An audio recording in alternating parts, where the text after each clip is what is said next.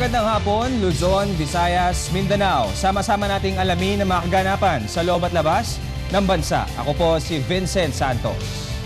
Ating ding alamin ang mga balita magpapayabong sa ating kaalaman at pagka-Pilipino. Ako naman po si Zarina Lusuegro. Tuwing sasapit po ang araw ng mga puso, agad na maiisip ang bulaklak, tsokolate, balloons at love letters na tila naging tradisyon na sa buong mundo. Upang maiba naman, naghanap ang news team ng kakaiba at bagong gimmick na maaaring ipang sorpresa sa inyong minamahal ngayong Valentine's.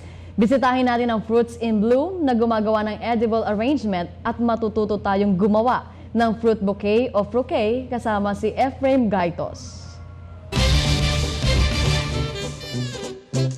Tuwing sasapit ang Pebrero ay bentang-benta na ang iba't ibang Valentine's gift at souvenirs tulad ng mga bulaklak, tsokolate at mga greeting cards. Ngunit dahil nasa modernong panahon na tayo ay nag-iba na rin ang panlasa ng iba sa atin, dahilan para maghanap ng mas praktikal, kakaiba at alternatibong regalo para sa Valentine's Day. Kaya naman sa aming paglilibot ay natuklasan namin ang isang produkto na bukod sa unique na ay paniguradong healthy pa. At ito nga ang fruit arrangements. Siyempre, hindi rin tayo pauhuli upang alamin kung paano nga ba ito ginagawa. Kaya naman sinadya namin ang fruquet dito sa kahabaan ng Katipunan Avenue upang alamin ang proseso ng paggawa ng dekalidad na fruit bouquet. Kaya naman mapalad akong tinuruan ni Miss Noemi Supnet kung ano ang mga kailangan. May mga cut-out na tayo ng mga fruits, may pineapple, may kiwi, may melon wedges, honeydew, oranges, grapes, strawberries, and then syempre yung mga cutters na ginamit para sa panghugis ng mga fruits.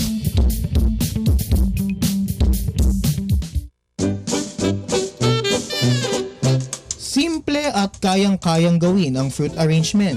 Ang kailangan lang natin ay pagganahin ng ating pagkamalikhain at samahan ito ng konting tiyaga. At yan, matapos ang ilang minuto ay gawa na ang ating personalized fruit bouquet.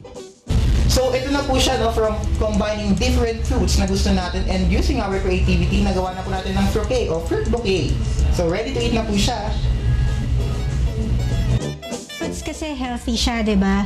So, we are into health and wellness nowadays. So, conscious talaga tayo sa diet natin. So, kung flowers kasi nalalanta or yung cake sobrang fattening. So, yung fruits, healthy talaga siya. So, bukod sa attractive, fresh, very practical kasi nga edible. And most importantly, healthy siya. Kasi nga gawa sa prutas. Target market namin, mothers and couples. Pero, all walks of life, nag-cater na rin kami kasi nga fruquet is perfect for any type of occasion. Kahit for kids, para ma-entice din sila kumain ng fruits.